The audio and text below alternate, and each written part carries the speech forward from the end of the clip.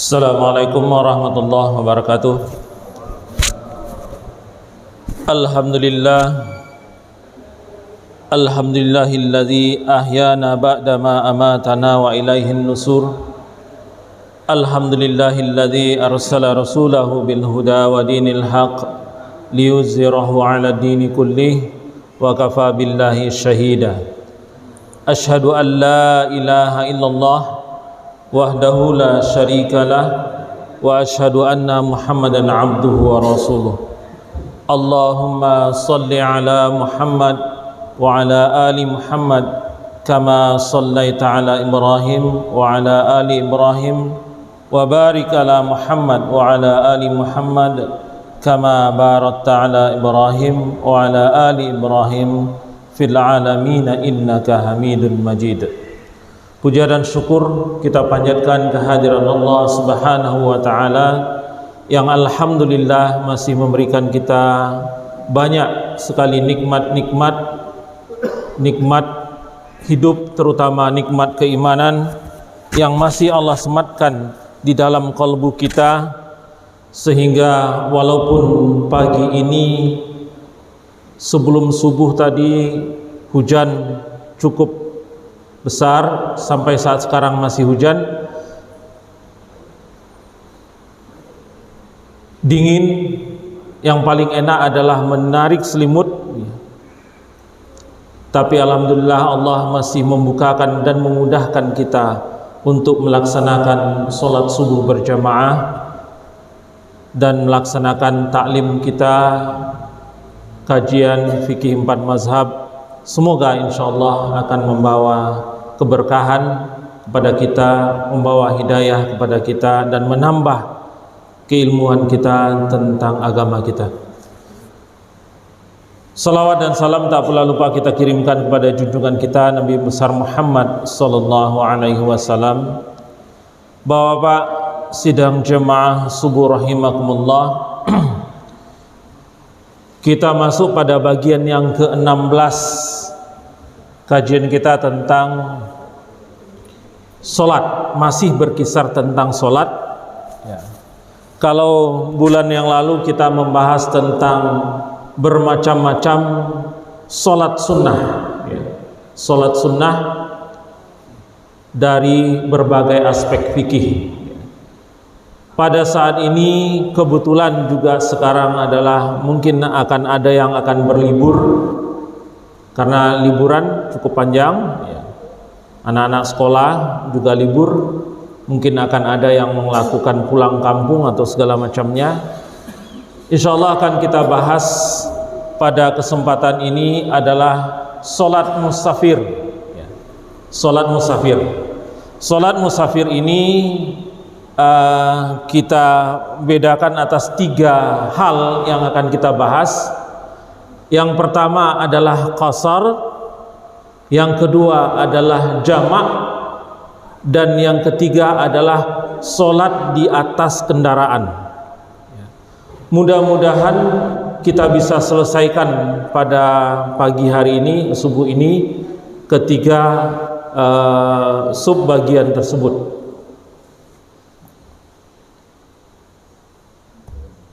Bapak yang dimuliakan oleh Allah, kita langsung saja di dalam surah An-Nisa ayat 101 Allah mengatakan, A'udzu billahi minasyaitonir rajim, Bismillahirrahmanirrahim, wa idza darabtum fil ardi falaysa 'alaikum junahun an taqsuru minas salati in khiftum ayyaftinakumul ladzina kafaru innal kafirina kanu lakum aduwwum mubin.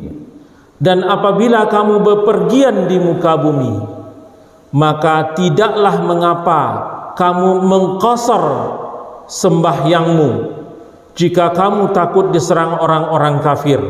Sesungguhnya orang-orang kafir itu adalah musuh yang nyata bagimu.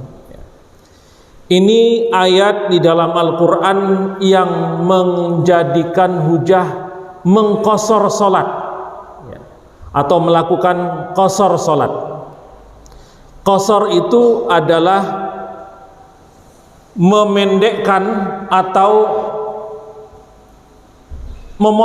memendekkan rakaat solat yang berjumlah 4 menjadi 2 rakaat saja, ya. Sementara kalau jamak itu adalah menggabungkan 2 solat pada satu waktu, misalnya zuhur dengan asar atau maghrib dengan isya, baik dilakukan di awal waktu atau di waktu yang awal disebut dengan jamak takdim, atau dilakukan di waktu yang akhir disebut dengan jamak takhir. Ini 2 hal yang berbeda, mengqasar salat dan menjamak salat.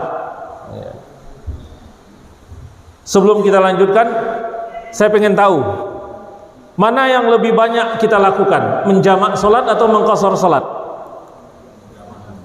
Menjamak. Lebih banyak menjamak salat daripada mengqasar salat, ya. Itu umum. Kita akan lihat nanti bagaimana hukumnya dan bagaimana dalilnya, ya. Mana yang lebih banyak menjamak salat atau mengqasar salat. Ayat yang 101 surat An-Nisa tadi adalah dalil tentang mengqasar salat, ya. Jadi mohon maaf karena di screennya tidak bisa ditampilkan, mungkin kita perlu agak ekstra untuk memperhatikan, ya. Yang kita bahas awal ini adalah mengqasar dulu, ya. Ini tentang mengqasar. Dalam hadis yang diriwayatkan, Ya'la bin Umayyah berkata kepada Umar bin Khattab, "Umar, mengapa kita masih mengqasar salat padahal kita sudah aman?" Umar menjawab, "Aku pernah menanyakannya juga kepada Nabi sallallahu alaihi wasallam. Beliau menjawab, itu adalah sedekah yang diberikan Allah kepada kalian, maka terimalah sedekah darinya." Hadis riwayat Muslim dari Umar bin Khattab, ya. Ini tentang qasar. Artinya apa? Hadis ini menjelaskan walaupun kita sudah tidak lagi dalam perjalanan atau tidak lagi dalam perperangan, kalau dalam kasus ini dalam perjalanan atau di dalam perperangan, kalau dalam perjalanan artinya kita sudah sampai, ya, kita sudah sampai, maka masih melakukan qasar, ya, masih melakukan qasar. Ini yang diceritakan tentang hadis ini. Kemudian hadis yang ke-25 dari Ibnu Mas'ud dan Anas, "Aku sering menemani Nabi sallallahu alaihi wasallam selama di perjalanan. Beliau melakukan solat tidak lebih dari 2 rakaat. Begitu pula Abu Bakar, Umar dan Utsman." Hadis muttafaqun alaih, ya. Beliau melakukan solat tidak lebih dari 2 rakaat. Begitu pula Abu Bakar, Umar dan Utsman. Jadi kalau di sini disebutkan, aku sering menemani Nabi. Aku sering menemani Nabi. Jadi hampir setiap Rasulullah melakukan perjalanan itu beliau mengqasar salatnya. Beliau mengqasar salatnya. Ya. Hadis yang ke-26 diriwayatkan dari Imam Ahmad dan Baihaqi dari Ibnu Umar, "Allah suka jika kamu mengambil keringanan yang diberikannya, sebagaimana Dia juga suka apabila kamu memberikan tekad untuk beragama kepadanya." Hadis riwayat Ahmad dan Baihaqi. Artinya apa? Hadis tadi mengatakan bahwa itu adalah sedekah dari Allah. Kemudian hadis ini mengatakan bahwa Allah suka orang yang menerima keringanan, mengambil keringanan yang diberikan oleh Allah. Hadis yang ke-27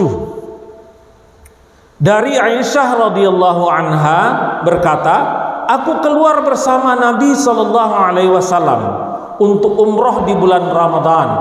Lalu beliau berbuka sedangkan aku berpuasa. Beliau mengqasar salat sedangkan aku menyempurnakan rakaat. Lantas aku bertanya kepada beliau, 'Kenapa Anda berbuka sedangkan aku berpuasa? Anda mengqasar salat sedangkan aku menyempurnakan rakaat. Beliau menjawab, bagus kamu Aisyah.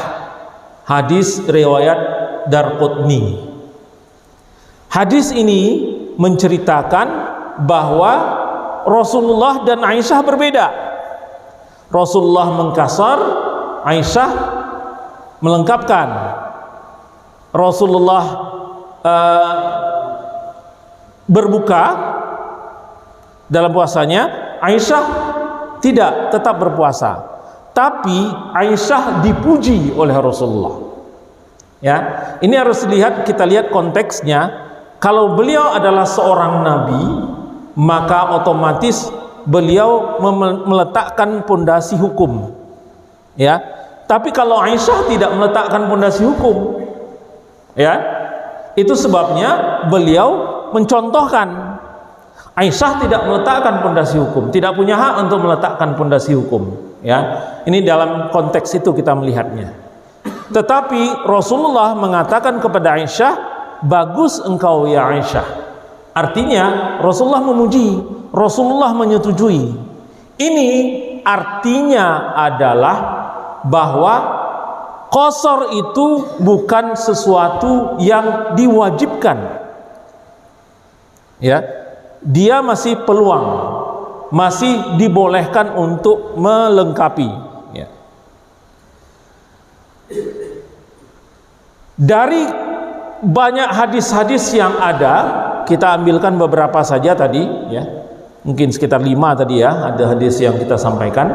Maka para fuqaha memiliki pandangan tentang fikih daripada qasar ini. Ya.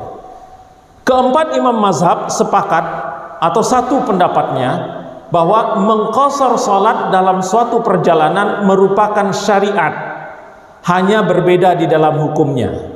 Jadi tidak ada di dalam pendapat mazhab-mazhab itu yang berbeda bahwa syariat untuk melakukan qasar itu ada di dalam Islam. Tapi mereka hanya berbeda di dalam menempatkan hukumnya. Ya, mereka hanya berbeda dalam menempatkan hukumnya. Di dalam mazhab Hanafi, kita lihat satu-satu. Di dalam mazhab Hanafi, qasar itu adalah azimah atau ketetapan mutlak dalam safar. Ya, qasar itu adalah azimah atau ketetapan mutlak dalam safar. Jadi di dalam mazhab Hanafi, kalau sudah terpenuhi persyaratan qasar, maka orang itu harus mengqasar. Kenapa? Karena dia meletakkan hukumnya adalah azimah atau ketetapan mutlak. Ini mazhab Hanafi. Ya. Di dalam mazhab Maliki, qasar hukumnya adalah sunnah yang ditetapkan, atau kita kenal juga dengan sunnah mu'akadah, sunnah yang diberatkan, sunnah yang diutamakan. Jadi kalau ada pilihan untuk melengkapi atau mengqasar, maka sebaiknya yang diambil adalah mengqasar, karena itu sunnah mu'akadah. Jadi kalau kita bisa untuk melengkapi 4 rakaat, misalnya sholat zuhur, ya, ini kita batasi dulu ya, ini qasar saja, belum jamak ya, kita ceritanya. Lengkapi bisa, mampu, artinya punya waktu, maka sebaiknya dilakukan mengqasar. Karena di dalam mazhab Maliki hukumnya adalah sunnah yang ditetapkan atau sunnah mu'akadah. Di dalam mazhab Syafi'i dan Hambali, qasar itu adalah rukhsah atau keringanan dalam suatu perjalanan halal. Namun mengqasar itu lebih baik daripada menyempurnakan rakaatnya. Ini dalam mazhab Syafi'i dan mazhab Hambali.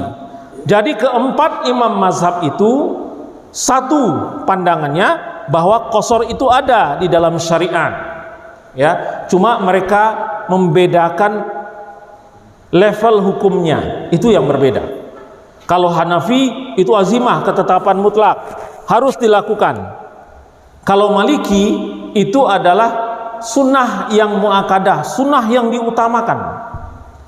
Kalau Syafi'i dan Hambali itu adalah rukhsah, keringanan, tetapi mengambil keringanan itu lebih diutamakan.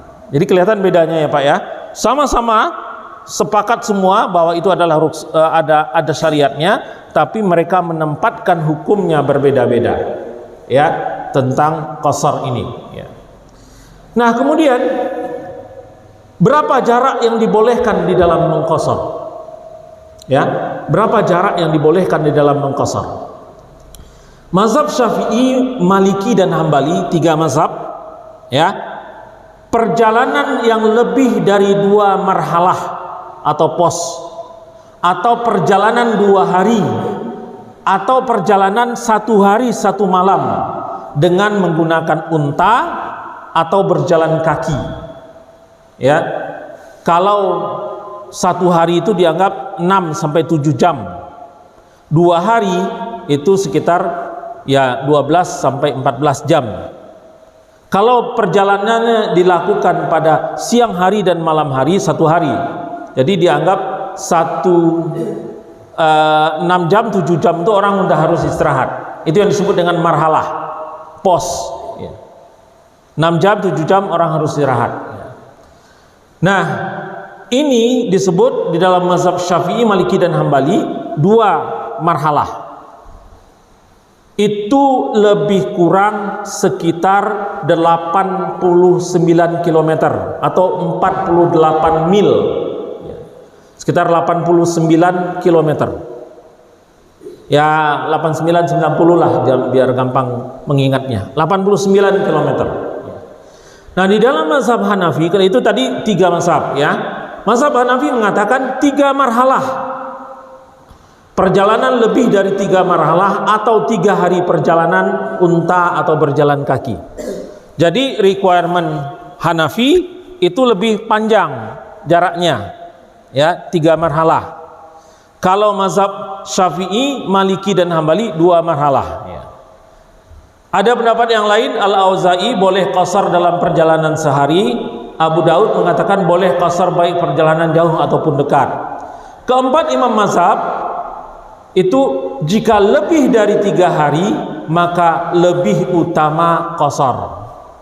Jika lebih dari 3 hari maka lebih utama diqasarkan. Itu semua mazhab sepakat.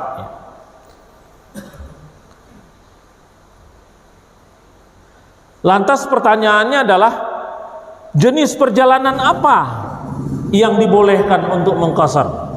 Apakah semua perjalanan? Apakah semua perjalanan dibolehkan mengqasar? Nah, sedikit ada perbedaan nih di keempat imam mazhab. Mazhab Hanafi mengatakan bahwa yang diperbolehkan mengqasar adalah setiap perjalanan, baik perjalanan ibadah, perjalanan yang dibolehkan ataupun perjalanan maksiat ya. Semua perjalanan, baik itu mau perjalanan ibadah misalnya umroh atau yang lain-lainnya, kemudian perjalanan yang dibolehkan, perjalanan apa saja yang diperbolehkan, perdagangan juga dibolehkan ya, ataupun perjalanan maksiat.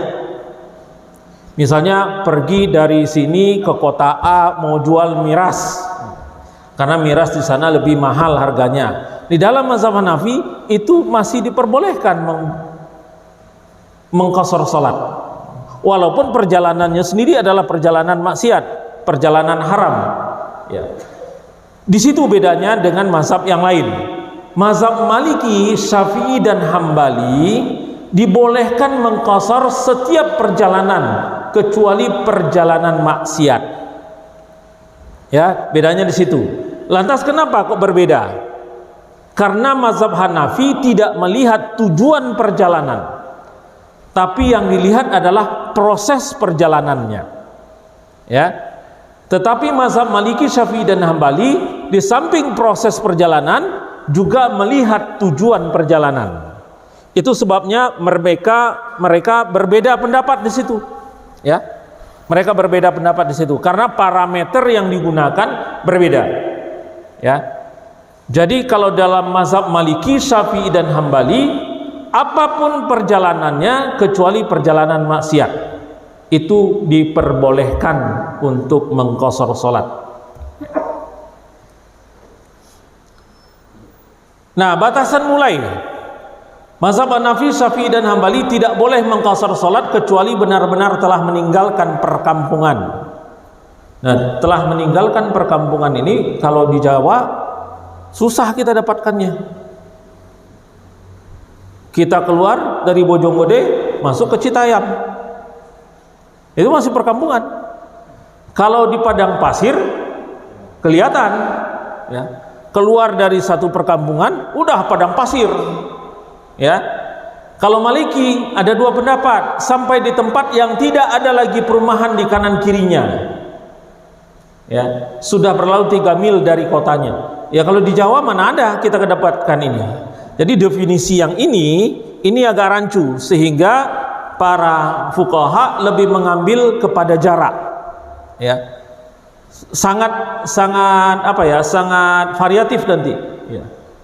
Kalau di Kalimantan mungkin masih bisa ketemu kampung, kemudian jalan lagi jauh hutan belantara, ya. Tapi kalau di Jawa mana tempat yang kosong lagi gitu.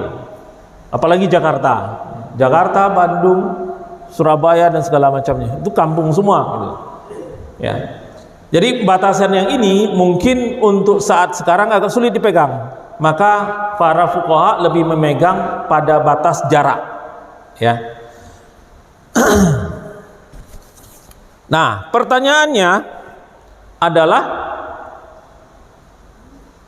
berapa lama? Ya kan, kalau tadi kita disebutkan bahwa Rasulullah itu menetap di satu tempat masih melakukan rukhsah, ya. Cuma pertanyaannya adalah lamanya seseorang merencanakan perjalanan menetap dianggap tidak lagi musafir, ya, jadi mukimin. Berapa lama kita di suatu tempat? Misalnya sekarang nih kita mau liburan nih ke Surabaya. Kalau di dalam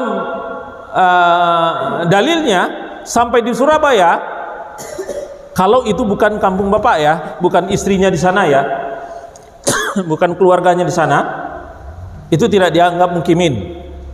Kalau kita mukimnya di Bogor, kita ke Surabaya, kemudian sampai di sana kita masih melakukan rukhsah, sampai berapa lama? Ini pertanyaannya adalah sampai berapa lama tidak dianggap lagi musafir. Di dalam mazhab Maliki, Syafi'i dan Hambali, 4 hari selain dari hari kedatangan dan hari kepulangan, ya, 4 hari. Jadi kalau hari kedatangan dan kepulangan masuk berarti 6 hari.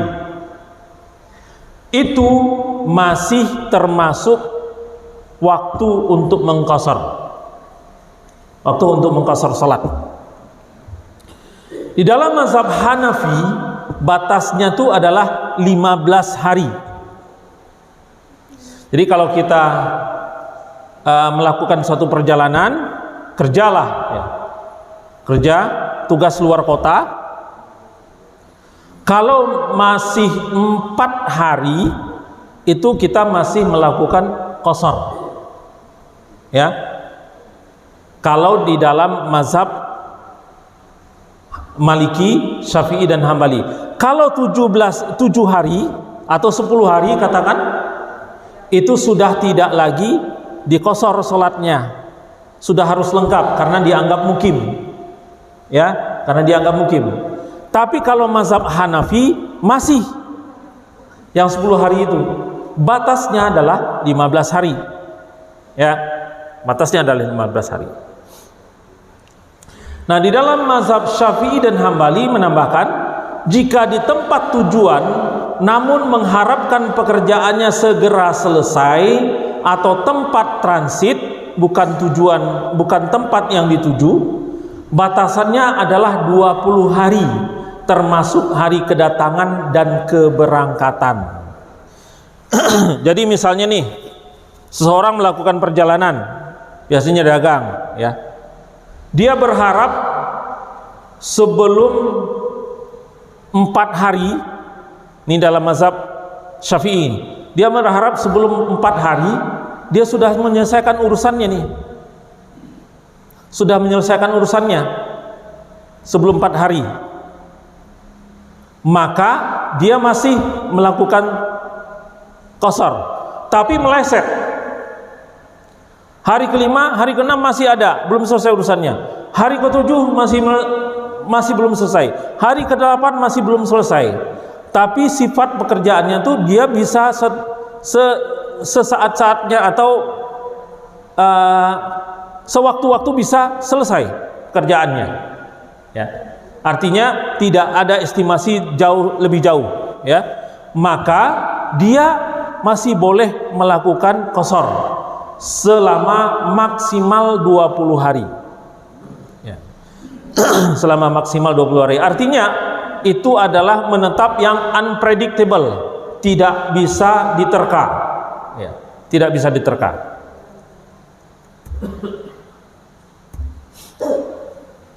Baik. Dari Ibnu Abbas, ketika seorang bertanya kepadanya, apakah hukumnya musafir yang sholat 2 rakaat sendirian dan sholat 4 rakaat dengan bermakmum kepada orang yang mukim? Ia menjawab, itulah yang sunnah. Ya, hadis riwayat Ahmad. Jadi walaupun dia orang yang berhak melakukan qasar, tapi kalau dia bermakmum kepada orang mukim, dia melakukan sholatnya lengkap. Ya, dia melakukan sholatnya lengkap. Jadi tidak qasar juga. Dia jelas bermakmum kepada mukim, orang mukim. Dia sholat nih. Katakanlah kita mau sholat zuhur, datang orang yang musafir, gabung. Maka dia harus ikut mukim, ya. Dia nggak boleh lakukan qasar. 2 rakaat dia berhenti, orang kan bingung. Tidak boleh, ya. Ini hadis riwayat Ahmad. Karena itulah. Tapi beda kalau dia sholat sendiri. Kalau dia sholat sendiri, dia lakukan qasar, ya. Dia lakukan qasar. Dari Nafi Ibnu Umar, jika sholat bersama imam, ia melakukan dengan 4 rakaat. Akan tetapi jika sholat sendirian, ia melakukan dengan 2 rakaat. Hadis riwayat Muslim.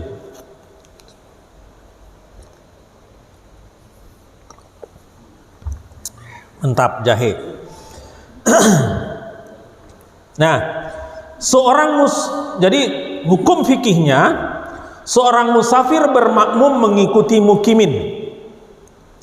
Apabila seorang musafir bermakmum mengikuti mukimin, maka di dalam mazhab Hanafi, Syafi'i dan Hambali, dia wajib menyempurnakan sholatnya, tidak mengqasar. Jadi dia dijatuhi hukum wajib melengkapi sholatnya, tidak mengqasar. Kalau dia mengikuti bermakmum kepada mukimin, ya. Tapi di dalam mazhab Maliki sedikit turun. Jika dia mendapati 1 rakaat, maka ia wajib menyempurnakannya. Tapi jika tidak mendapatinya, maka tidak wajib untuk menyempurnakannya. Jadi Maliki sedikit berbeda. Kalau dia dapat 1 rakaat bersama mukimin, maka dia wajib melengkapi, sama seperti sholatnya orang mukimin. Tapi kalau dia dapati orang sedang berjamaahnya adalah di tahiyat akhir, katakan, artinya kan rakaatnya dia nggak dapat, maka dia boleh untuk menyempurnakan, boleh juga untuk mengqasarkan. Ya, boleh untuk mengqasarkan. Artinya, maka tidak wajib untuk menyempurnakannya. Tidak wajib untuk menyempurnakannya itu artinya dia boleh mengqasar. Ya. Itu kalau musafir bermakmum mengikuti mukimin. Bagaimana kalau seandainya seorang mukim bermakmum pada musafir? Ini sering juga terjadi. Kita lagi dalam perjalanan nih, beberapa orang, 3 orang, 4 orang, kita sholat. Kita sholatnya adalah sholat musafir, mengqashar sholatnya, ya. Tiba-tiba ada makmum baru yang datang, dia adalah mukimin, ikut saja. Boleh nggak? Ya, apakah boleh?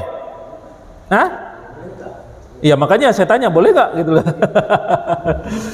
Jadi jumhur ulama mengatakan bahwa membolehkan, kecuali Maliki yang memakruhkan. Jadi tidak sampai pada tahap tidak boleh Malikinya, tapi hanya makruh. Tapi 3 ulama yang lain, Hanafi, Syafi'i dan Hambali, boleh, membolehkan, ya, membolehkan. Ada catatan, setelah imam musafir mengucapkan salam, imamnya seorang musafir nih, ada 2 orang, 3 orang yang ikut berjamaah musafir, kemudian ada orang mukim datang, ya. Setelah imam musafir mengucapkan salam, maka makmum menyempurnakan sholatnya sendirian. Ya, imam setelah mengucapkan salam mengatakan, sempurnakan sholat kalian, aku ini musafir. Hanafi mengatakan hendaknya itu diucapkan sebelum sholat dimulai. Jadi kalau sholat sebelum dimulai, kemudian ada orang mukim datang, maka imamnya mengatakan, kami musafir, nanti setelah selesai sholat silahkan lanjutkan, ya.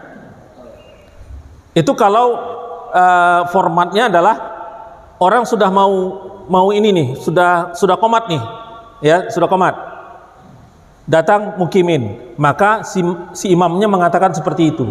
Tapi kalau di tengah sholat ada mukimin, kemudian imam salam, dia lihat ada yang bukan anggotanya, maka dia katakan, lanjutkan sholatnya, karena kami musafir, ya. Nah, jangan kebablasan juga, ya. Jangan kebablasan itu artinya, walaupun seperti itu, ini kejadian nih. Pernah pada waktu saya masih kuliah di Salman, ya, di Salman. Salman itu udah punya imam tetap, ya. Kayak di Mutakin lah. Sudah ada beberapa orang yang menjadi imam, yang biasa jadi imam. Tibalah seseorang pakai sorban, gayanya lah, pakai gamis, pakai sorban. Dia sholat sunnah. Kemudian pada saat akan sholat, saya lupa zuhur atau asar, ya, dia langsung maju ke depan. Padahal pada waktu itu kita nggak ada yang kenal sama dia, siapa itu. Ya. Dia maju ke depan. Kemudian dia bilang, saya musafir. Jadi kalau nanti saya sholat 2 rakaat, silakan bapak-bapak lanjutkan. Ya. Silakan bapak-bapak lanjutkan. Nah, ini namanya nggak sopan. Ya. Padahal di sana ada imam tetap. Kalau imam tetap ada, maka yang lebih utama adalah imam tetap yang melakukan. Lantas siapa dia? Ujuk-ujuk bahwa memang Rasulullah pernah melakukan itu. Nanti kita ketemu hadisnya, ya. Kita ketemu hadisnya. Ini hadisnya, ya.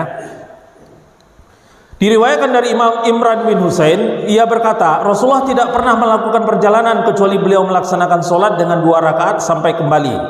Beliau juga pernah bermukim di Mekah ketika menaklukkan kota Mekah selama 18 malam. Namun beliau memimpin sholat pada para sahabat dengan 2 rakaat, kecuali sholat maghrib. Lantas beliau bersabda, wahai penduduk Mekah, berdirilah dan sholatlah lagi 2 rakaat, karena kami orang yang sedang dalam perjalanan. Hadis riwayat Ahmad, Abu Daud dan Tirmizi. Jadi di hadis diambil mentah-mentah. Diambil mentah-mentah. Rasulullah mengatakan begitu. Rasulullah safar, dia memimpin sholat. Jadi orang ini ngambil mentah-mentah hadis ini, dia safar, datang pada satu tempat yang tempat itu sudah ada imamnya, dia maju ke depan. Nah ini kalau mengambil hadis secara acak-acakan begini jadinya. Begini jadinya. Akhirnya apa?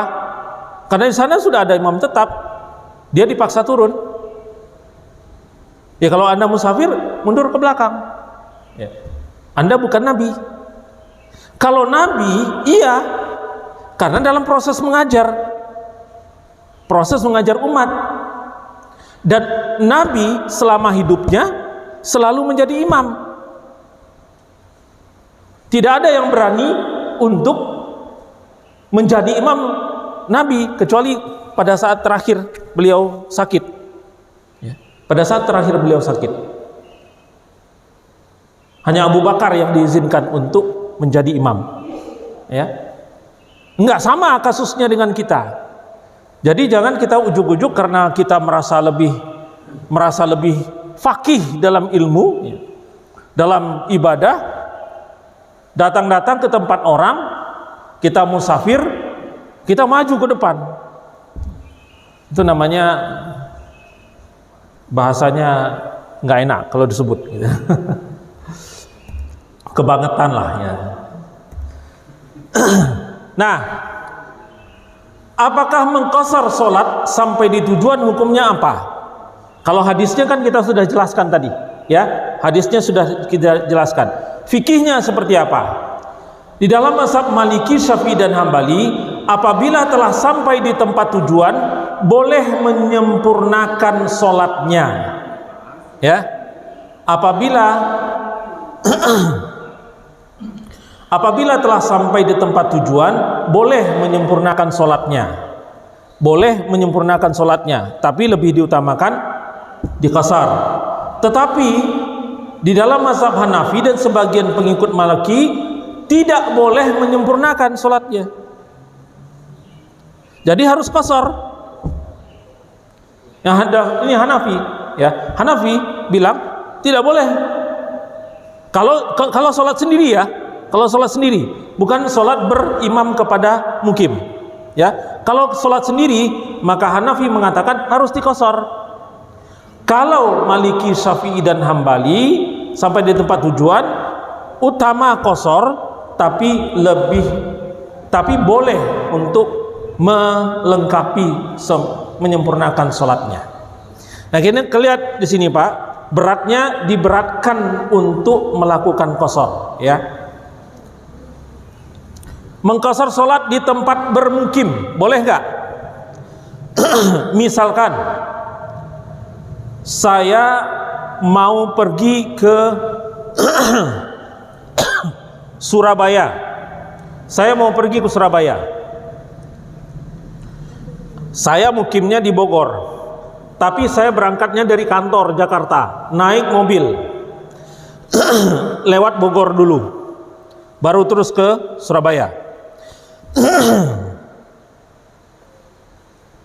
Lewat Bogor dulu, baru terus ke Surabaya, ya. Misalkan, ini misal, ya. Bogor adalah tempat mukim saya. Apakah saya boleh mengqashar? Karena saya startnya dari Jakarta, ya.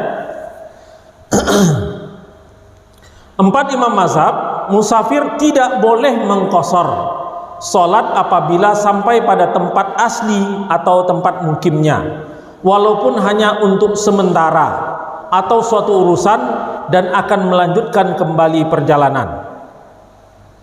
Atau misalnya saya berangkat dari Bogor mau ke Surabaya, udah jalan sampai Bandung, saya lupa ada sesuatu yang penting yang belum dikerjakan di Bogor, saya balik lagi.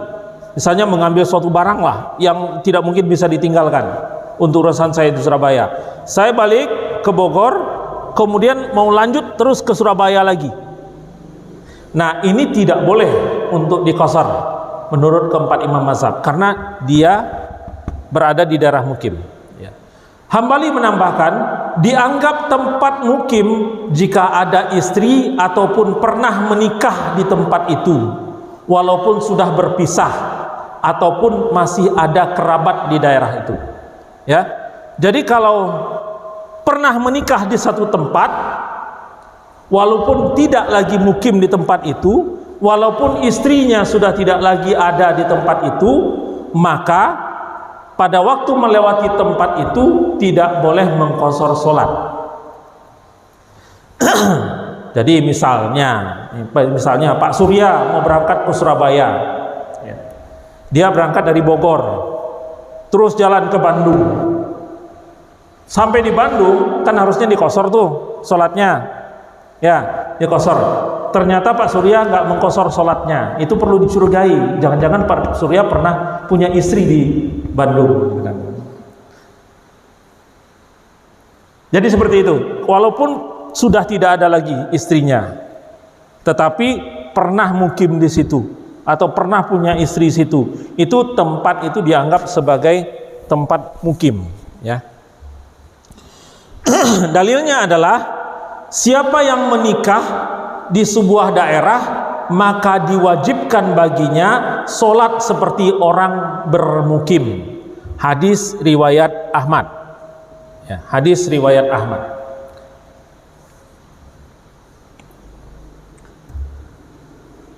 Kita lanjutkan mengqashar sholat, ya, masih mengqashar sholat.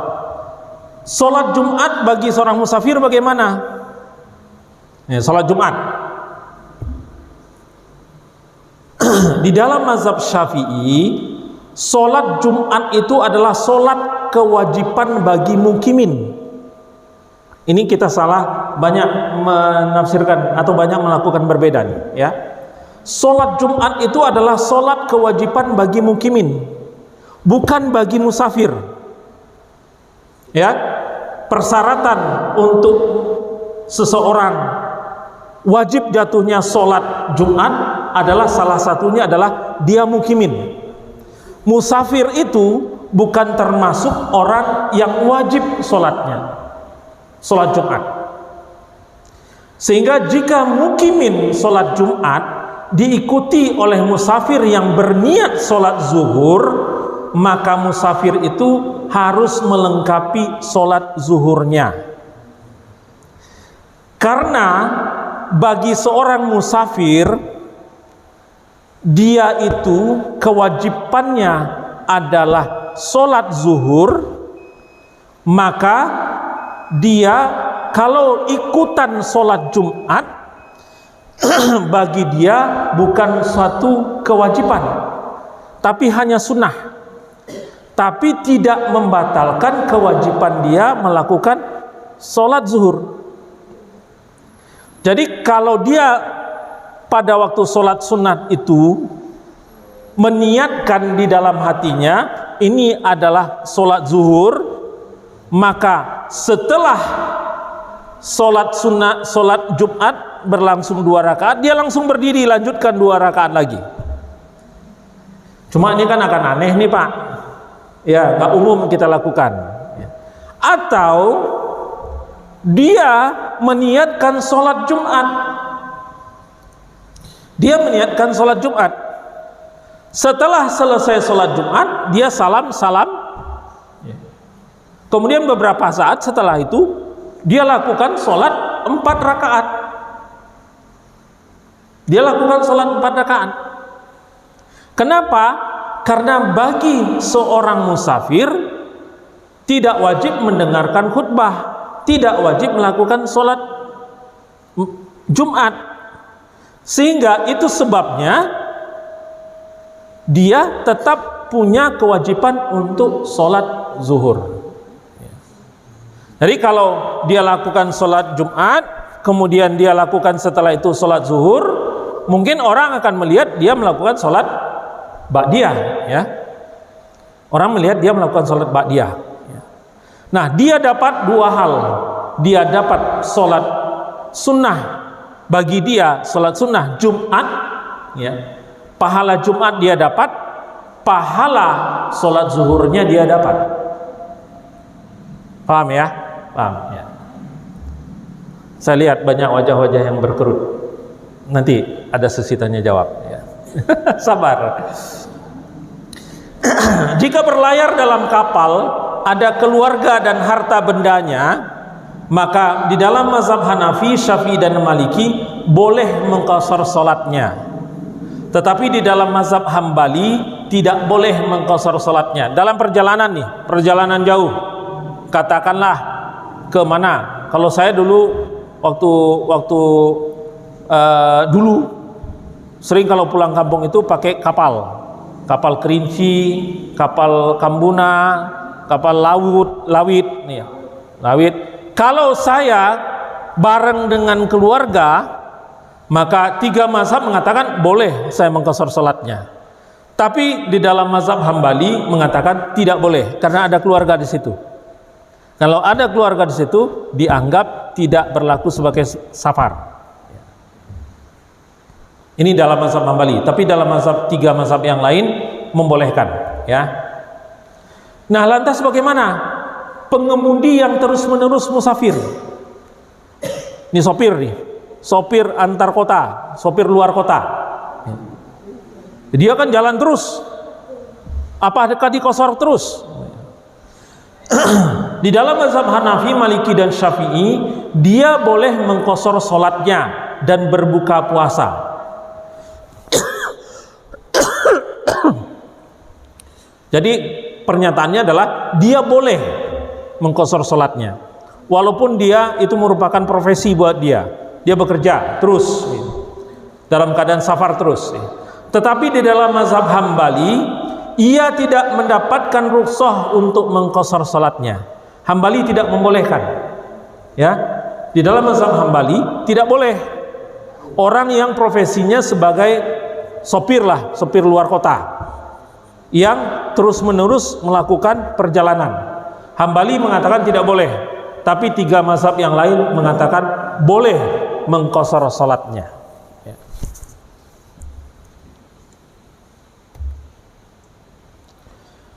Salat sunnah bagi musafir.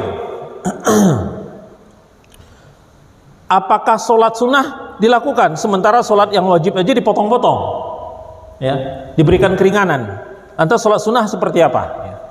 Keempat imam mazhab mengatakan tidak dimakruhkan mengerjakan salat sunnah di perjalanan. Jadi dibolehkan, tidak dimakruhkan.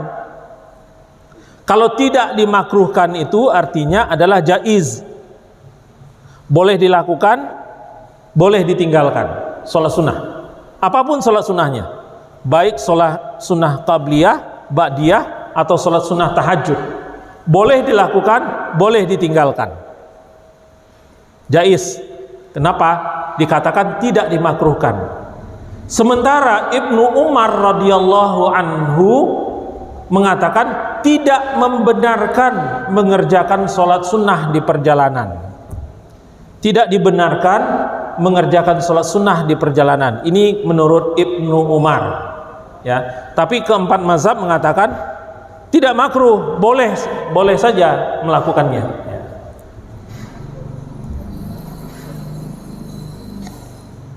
Nah, 4 imam mazhab, siapa yang tertinggal sholat di tempat mukim lalu harus mengqadhonya dalam perjalanan, maka harus mengqadhonya dengan sempurna. Misalkan nih, ya, kita mau berangkat jam 12:30 atau jam 12:15. Zuhur masuk jam berapa ya? Zuhur masuk jam 11:54 katakanlah. Jam 12 lah, kita mau berangkat jam 12. Wah, karena repot loading, apalagi istri ikut. Kalau istri ikut tuh banyak timak-timiknya, Pak, ya. Inilah naik, ini belum. Waktu zuhur sudah masuk, tapi kita nggak sempat melakukannya. Sholat, ya, kita nggak sempat melakukan sholat zuhur. Maka bisa dilakukan di tempat, siapa yang tertinggal sholat di tempat mungkin, dia bisa mengqadhonya dalam perjalanan, ya. Dia qadho di dalam perjalanan, maka harus mengqadhonya dengan sempurna. Jadi nggak boleh dikosor, Ya, nggak boleh dikosor, tapi dia qadha dengan sempurna. Ya, dia qadha dengan sempurna. Nah, jika seseorang yang tertinggal sholat dalam bepergian dan mengqadhanya di tempat mukim, ini sering kejadian, sudah masuk waktu kita dalam perjalanan, tapi rumah udah dekat. Ya, kita belum sholat, katakanlah sholat zuhur, udah deket nih, ya. Kalau kita masih lakukan itu di dalam perjalanan, kita bisa mengqashar. Tapi kalau kita tidak lakukan itu dalam perjalanan, maka kita bisa mengqadha di tempat mukim. Ya, katakanlah misalnya sholat asar lah, ya, sholat asar. Jangan sholat zuhur. Kalau sholat zuhur waktunya dengan sholat asar kan dekat, ya. Atau sholat zuhur juga boleh. Sudah masuk di waktu asar. Kalau sudah masuk di waktu asar kan bisa dijamak, ya, tidak masalah. Nah, sholat asar nih kita umpamakan, sudah masuk waktu asar, tapi kita nggak sempat, kita masih dalam perjalanan, macet lah katakan, ya, nggak bisa sholat. Tahu-tahu sampai udah maghrib di rumah, maka kita bisa mengqadha, ya. Tetapi mazhab Syafi'i mengatakan harus diqadha dengan sempurna. Sholat asar yang tertinggal tadi dilakukan di sholat maghrib, dilakukan 4 rakaat, nggak boleh dikosor. Tetapi Hanafi dan Maliki mengatakan, sebagian pengikut Syafi'i, diqadha dan dengan dikosor. Jadi sholat asar yang tertinggal tadi dikerjakan di waktu maghrib, maka itu diqadha dengan mengqashar. Tapi Syafi'i mengatakan tidak dengan dikosor. Jadi tetap lengkap 4. Ya. Ini masih ada menjamak dan sholat di kendaraan. Waktunya sudah tik. Belum pertanyaan, ya. Jamak dan sholat di kendaraan kita pospon bulan depan, ya. Bulan depan. Silakan untuk mengqashar, kalau ada yang mau ditanyakan, silakan. Ya, Pak Arif, silakan Pak Arif. Waalaikumsalam warahmatullahi wabarakatuh. Terkait dengan sholat Jumat tadi, ada praktek begini, jadi karena sholat Jumat itu wajib hanya bagi mungkin, kalau kita musafir, kita ikut sebagai khutbah, ikut sholat, tapi pada saat sholat kita niatnya adalah qashar zuhur, tapi ikut bareng sama imam, jadinya kita nggak perlu sholat lagi yang untuk yang sholat zuhur setelah sholat Jumat tadi.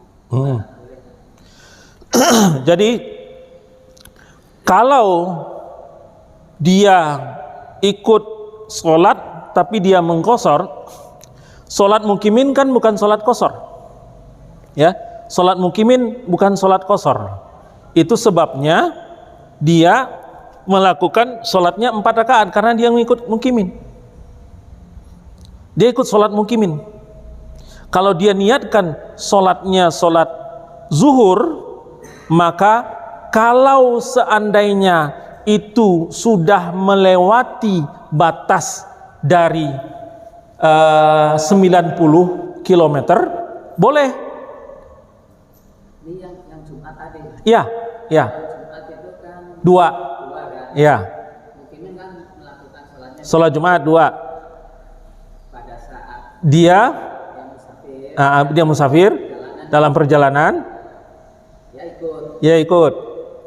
Tapi Tapi dia meniatkan sholat zuhur dengan mengqashar. dengan qashar berbarengan dengan, tapi niatnya dia Ya. itu adalah niat qashar, istilahnya sendirian, Ya.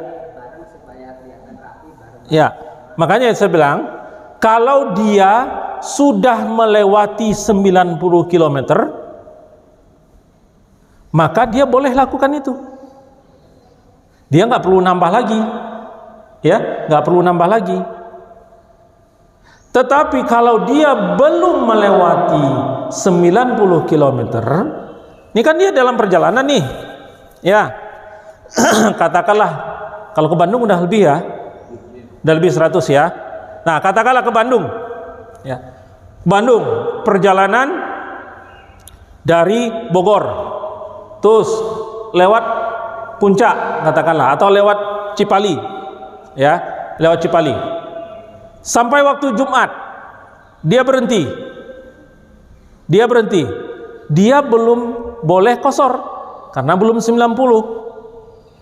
Ya, beda Pak antara persyaratan antara qashar dengan jamak. Nanti kita bisa lihat di jamak.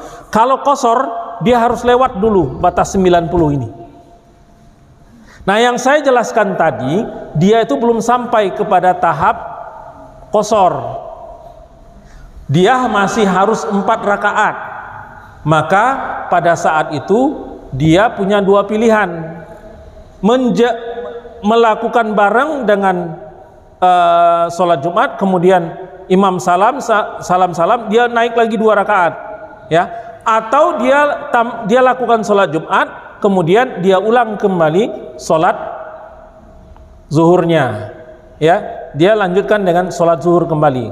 Karena apa? Karena dia belum sampai ke tahap, belum melewati 90 kilo. Walaupun dia di dalam perjalanan. Jadi tidak semua perjalanan itu boleh menjamak, boleh mengqashar, ya. Walaupun dia tujuannya ke Bandung, yang di dalam perhitungan itu lebih daripada 100 kilo. Nah, ini dia menjamak sudah boleh. Sampai di Cianjur nih, dia boleh menjamak, tapi mengqashar tidak boleh. Menjamak, dia merencanakan akan berangkat ke Bandung. Dan dia posisinya musafir. Walaupun belum sampai 100 kilo, dia masih sudah boleh menjamak, tapi tidak boleh mengqashar. Paham? Ya, dia karena belum jarak. Jadi kalau qashar itu hitungannya jarak. Kalau jamak itu hitungannya adalah kondisi musafir. Itu sebabnya setelah sampai di tujuan dia masih boleh qashar. Tapi setelah sampai di tujuan dia nggak boleh menjamak. Ya. Persyaratan jamak itu adalah dia dalam proses perjalanan, ya. Jadi kalau Pak yang dikatakan oleh Pak Arif tadi, dia sudah lebih daripada 90 kilo, maka dia boleh lakukan itu. Sholat Jumat orang dia niatkan sholat zuhur mengqashar, boleh kalau dia sudah lebih daripada 90 kilo. Tapi kalau dia belum lebih dari 90 kilo, nggak boleh. Ini adalah dalam mazhab Syafi'i, ya. Ada lagi? Ya. Misalnya nih kita kan mau keluar pesawat, misalnya pesawat berangkat jam 2.30. Lalu kita sholat zuhur, tapi kita khawatir nanti sampai di misalnya ke Bali itu kan perbedaan waktu. Kita sampai di sana waktu nah, waktu kita sholat jamak di Jakarta misalnya, boleh nggak langsung diqashar? Artinya dua-dua itu terjadi. Jadi gini, Bapak berangkatnya dari mana? Dari Soekarno-Hatta. Soekarno-Hatta. Enggak, mukimnya di mana? Di Bogor. Nah, Bapak mukim di Bogor, kemudian Bapak akan melakukan perjalanan ke Bali. Yang diperhitungkan setelah sampai di Bali itu waktunya asar lewat. Waktu asar lewat, ya.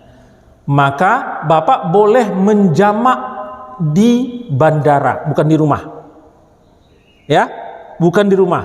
Kenapa? Karena waktu di rumah Bapak belum statusnya sebagai musafir, ya. Ini banyak yang kita lakukan, Pak.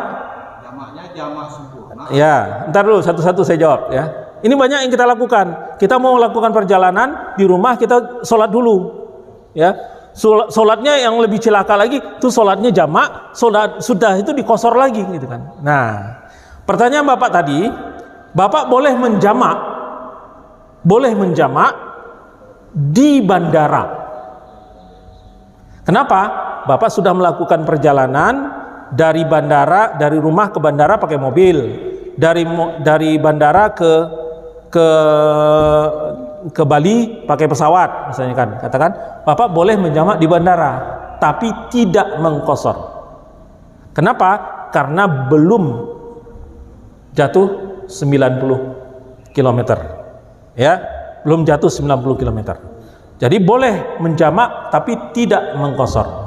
Sampai di Bali Bapak punya rencana di Bali cuma seminggu, Bapak boleh mengqashar tapi nggak boleh menjamak.